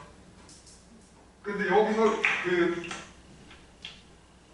이 단기 평균 비용은 고정 비용까지를 포함한 거예요. 이 평균 비용. 그래서 이 P2보다 가격이 높으면 가변 비용은 물론 고정 비용의 일부도 회수하는 가격이기 때문에 여기 위에서 생산하는 게 기업으로서 가장 합리적인 선택을 합니다. 가격이 이거보다 밑에서 이런 비용 구조를 가졌을 때 이거보다 가격이 밑에 있다고 생산 중단하는 게 맞고 이 점 위에서 가격이 형성되면 그때 한계 비용하고 한계 수입이 만나는 데까지 생산하는 게 맞는 거죠. 그래서 여기 P2 이상을 받으면 고정 비용도 어느 정도 해소되는 거고 만약에 가격이 P3 이상으로 형성이 되면 고정 비용도 완벽하게 다 회수하고 이윤이 발생하는 그런 구간으로 접어들게 됩니다. 그래서 우리가 이 가격하고 비용 구조를 놓고 봤을 때 기업이 생산을 하는 거는 여기 위에 이 구간에서만 생산하는 이 한계 비용 곡선 이게 기업의 공급 곡선하고 사실 같은 거죠. 우리가 기업이 산출량을 어디서 생산할 것이냐는 그 기업의 생산 곡선하고 기업의 공급 곡선하고 수요 곡선이 만나는 데서 결정하는 건데 이 한계 비용 곡선하고 이 가격 곡선 이게 한계 수익 곡선이잖아요. 한계 수익 곡선이자 동시에 이 기업이 직면하는 수요 곡선이죠. 여기서 이 한계 수익하고 한계 비용이 만나는 데서 생산을 결정한다는 것은 결국 이 한계 비용 곡선이 그 기업의 공급 곡선이랑 마찬가지입니다. 그래서 우리가 앞에서 말씀드렸듯이 우리가 S&P라는 걸 가지고 그 가격, 그 시장 가격이라고 하느냐 하면 이 원리를 가지고 한계 비용 곡선이 기업의 공급 곡선이라는 기업이 공급 곡선이라는 게 이제 전제되어 있는 거예요. 그래서 시장 설계를 했을 때 한계 비용 대통한계 비용 S&P가 공급 곡선이라고 보는 거예요. 그래서 우리가 보통 경제학에서 얘기하는 가격이라는 거는 다 한계 비용입니다, 사실.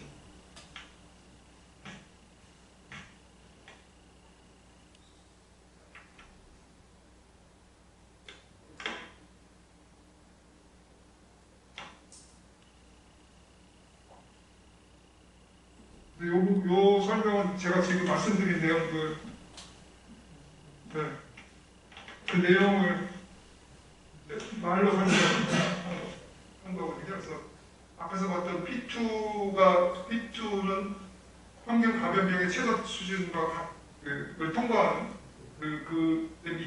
여기가 이제 조업을 생산을 중단할 것인지 말 것인지를 결정하는 조업 중단점이 되는 거고, 만약에 가격이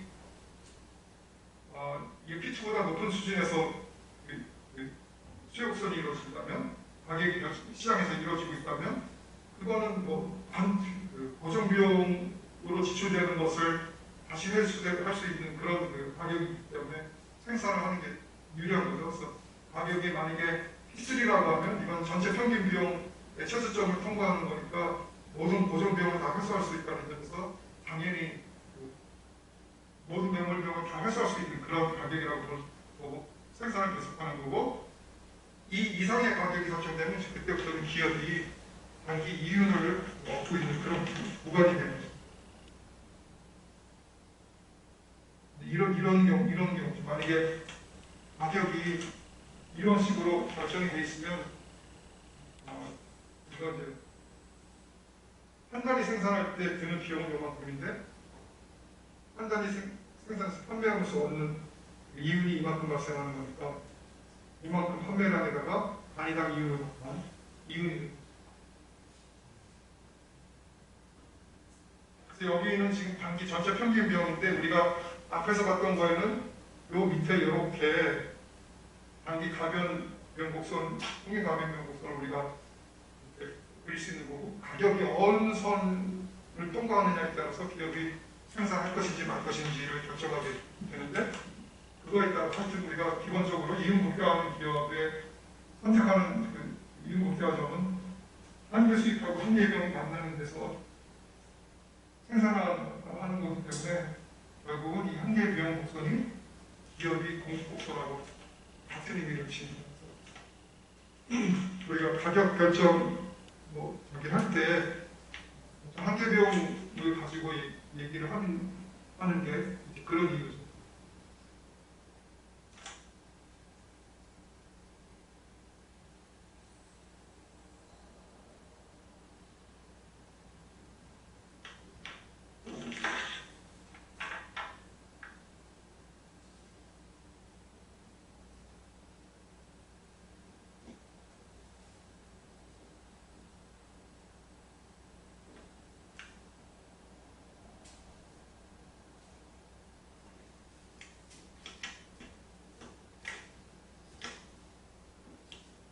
근데 우리가 지금까지는 어떤 개별 기업의 의사결정을 봤는데, 개별 기업 같은 경우는 이 방향계 비용 곡선이 공급 곡선이라고 했는데, 그러면 산업의 공급 곡선은 뭐가 되겠어요? 각 개별 기업들의 한계 비용 곡선을 수평으로 합한 게 산업의 전체 공급 곡선이 되는 거예요. 근데 이제 그게 여기 푸른색으로 파란색으로 표시는 SS로 이게 이루어지는 거고요. 이 과정은 이 이게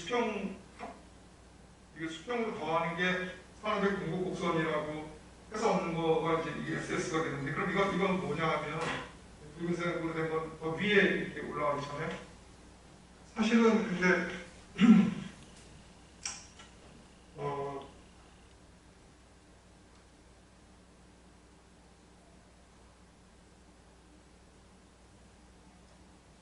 만약에 모든 기업들이 이렇게 그 생산을 이 위로 갈수록 이게 생산이 증가한다는 거잖아요. 그죠?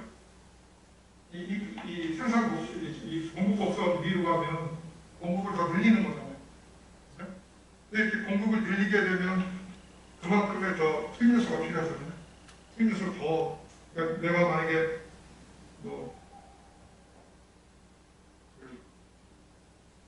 식당을 차렸는데 식당 확장을 하면 더 많은 노동이 필요하고 그렇게 될거 아니에요. 더 많은 생산 요소를 투입을 해야 되잖아요. 그렇게 되면 사실 투입 요소에 대해 수요가 증가하면 투입 요소의 가격이 사실은 상승하는 게 일반적이라고. 근데 이 파란색은 그냥 그 생산 요소의 가격이 변화가 없는 걸 가정하는 거고, 만약에 생산 요소 가격이 그렇게 생산 요소 투입 수요가 증가할 경우에 인상되는 걸 가정한다고 하면 이제 이런 식으로 실제로는 수평한 것보다는 좀 더 가파른 모습으로 된다고 그런 거를 이야기하는 것 같습니다. 그냥 수평하고는 다른 무슨 문제가 없어요.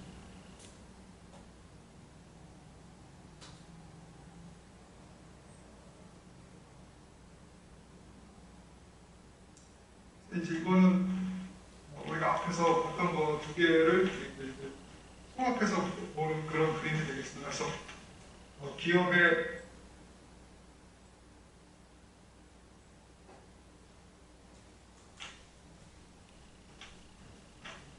이게 시장의 수요 곡선이 있고 공급 곡선이 주어지면 가격이 여기서 결정이 되는데, 개별 기업 입장에서는 이렇게 시장에서 결정된 가격이 그 기업의 수요 곡선이나 마찬가지로 이거를 변화시킬 수는 없죠. 프라이스 테이커니까. 근데 그 기업이 이러한 비용 구조를 가지고 있으면 가격이 한계병하고 만나는 데까지 생산하는데, 다행히 이 경우에 이렇게 그 평균비용보다 가격이 높은 수준에서 결정되면 이 노란색으로 표시된 저 노란색 면적만큼의 이윤이 발생을 하는 거죠.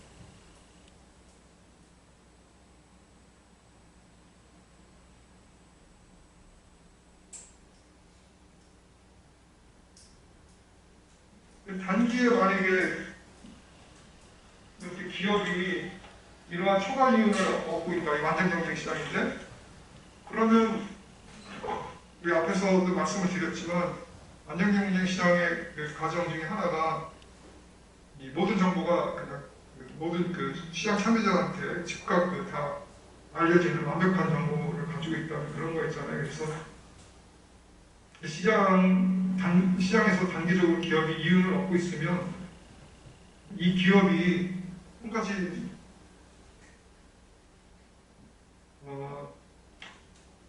선택할 수 있는 거는, 만약에 내가 지금 단기 이렇게 이윤을 가지고 있는데 장기적으로 봐서 더 큰 이윤을 가지고 올릴 수 있다고 하면, 만약에 장기 비용 곡선이 이러한 모습을 가지고 보인다고 하면, 이거 우리가 구장에서 간단히 봤던 그 그림이랑 마찬가지인데요.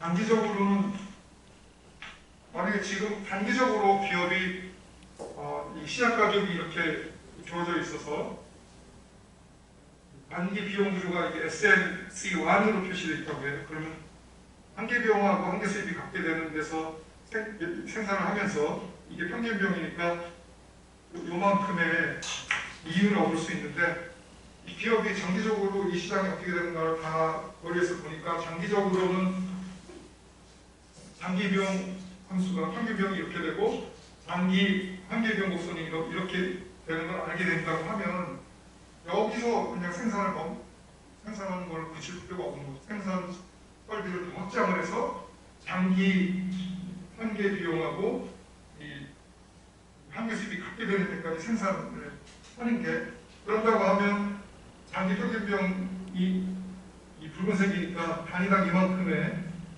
이윤을 얻을 수 있고, 이윤의 크기는 훨씬 더 큰 면적으로 이루어지잖아요. 그래서 여기까지 생산을 조정하게 된다는 거죠.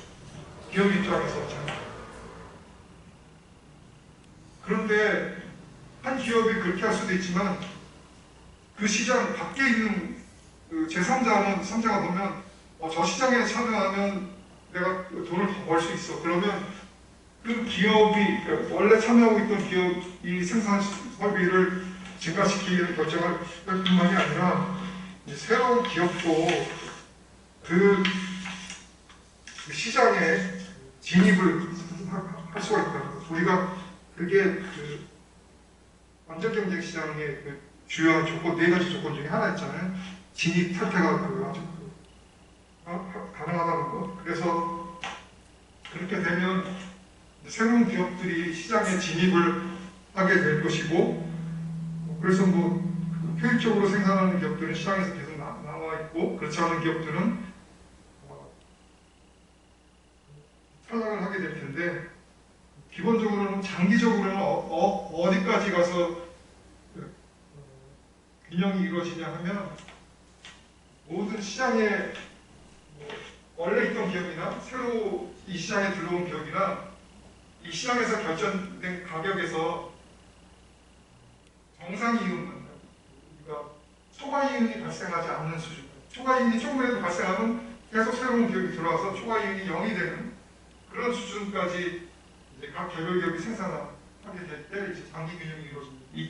이러한 때는 이 전체가 다 같은 점을 지나치게 돼서 장기 한계 비용, 장단기 한계 비용이나 장단기 평균 비용, 이게 모두 한계 비용하고 같게 되는 이런 점을 통과하는 이런 때까지 이제 개별 기업이 생산을 하게 되고, 저기서 이윤 극대화라는 건 이제 정상 이윤, 초과 이윤이 없는 상황이라고 보시면 되겠습니다. 근데 우리가 여기서 한 가지 더 생각해야 될 거는, 이제 새로운 기업들이 그럼 이 시장에 이윤이 있는 걸 보고 막 들어올 때 생산 요소의 가격이 변하지 않는다고 하면, 그러면 그냥 이거는 그냥 이렇게 보시면, 그럼 그 기업에서 그 산업에서의 그 장기 공급업소는 이렇게 수평이 된다는 거예요. 그래서 만약에 기업이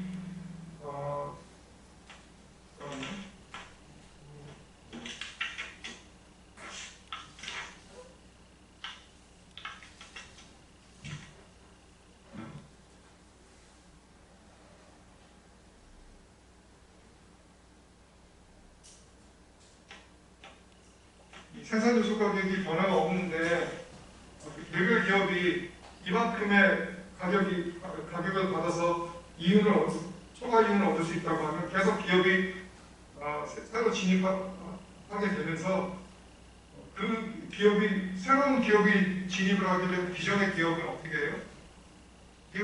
기존의 기업 생산량이 줄어들 수밖에 없잖아요. 만약 기존의 기업이 여기서 이 가격이 이렇게 결정돼서 이만큼의 초과 이윤을 얻고 있어서 새로운 기업들이 이 시장에 진입을 하게 되면 새로운 기업도 생산을 하게 되니까 기존에 있는 기업은 생산량을 줄일 수밖에 없잖아요.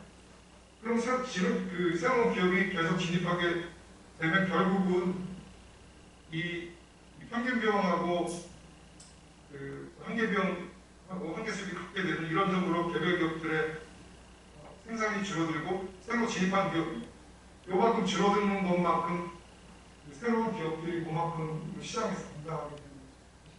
그래서 전체적으로는 여기서 개별 기업이 생산하게 되고, 생산 요소의 가격의 변화가 없기 때문에 시장의 장기 공급업소는 이렇게 수평이 됩니다. 비용이 일정하니까.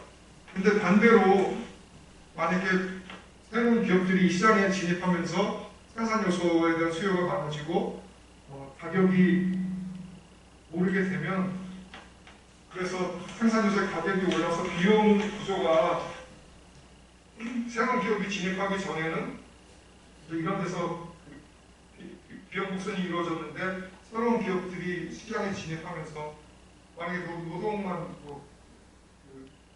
생산 요소라고 합시다. 노동에 대한 수요가 더 많아지면 결국 노동 가격이 올라갈 수밖에 없기 때문에, 그렇게 되는 경우는 비용이 다 위로 이렇게 올라가게 되죠. 그래서 이제 그렇게 해서 새로운 가격이 결정되는 걸 반영하면 비용 체증 산업 같은 경우는 이렇게 이렇게 산업의 장기 공급곡선이 이렇게 우상향하는 그런 모습. 사실 이게 이제 보다 일반적인 그런 모양이에요. 반대로 뭐 그런 경우가 있을지 모르지만 비용이 오히려 생산요소의 가격이 더 하락하게 되면 장기 비용 곡선은 장기 공급 곡선이 이렇게 우하향하는 모습을 보이게 됩니다.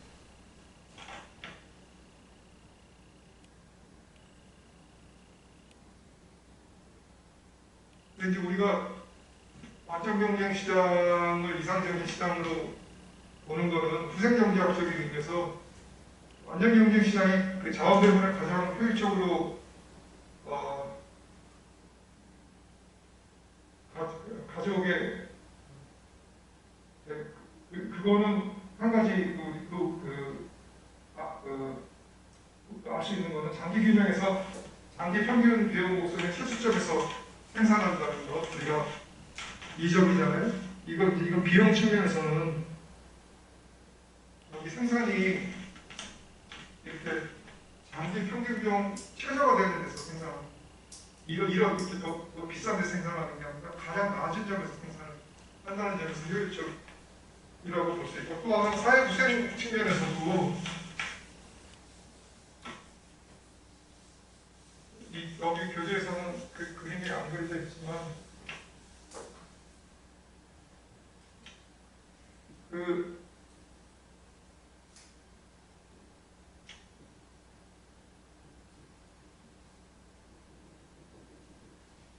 이게 여기가 이게 생산자 임명고 생산자 임명 이거는 소비자 임명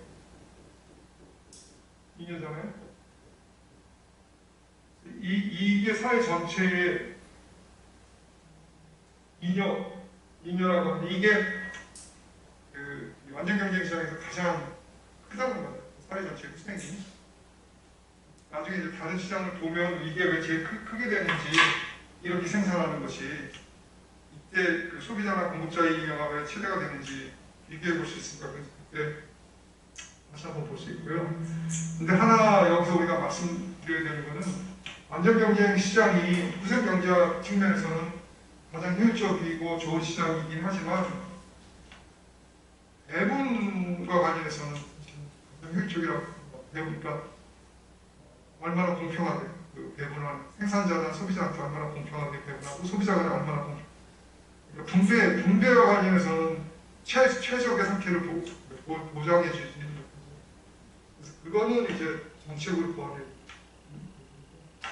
그게 아닌 다른 걸 놓고 보면 완전 경쟁 시장이 후생 경제학적 측면에서도 사회후생을 극대화하는 그런 시장이고 가장 효율적으로 자원을 배분하는 그런 시장이기 때문에 가능한 시장 구조를 완전 경쟁 시장에 가깝게 가도록 설계하자고 하는 것들이 이제 주류경제학자들이 주장하는 그런 전력시장 같은 경우 경쟁을 도입하자고 자꾸 주장하는 이유가 경쟁을 도입할 때 각각 사회적으로 큰 후생을 도출하게 될 수가 있기 때문에 경쟁이 되면 비용절감 노력을 하잖아요. 그러니까 비효율적인 기업은 퇴출되기 때문에 가장 최선의 그 방법을 찾으려고 기업들이 노력하고 해서 그걸 통해서 자원 배분이 더 굉장히 효율적으로 이루어지게 되기 때문에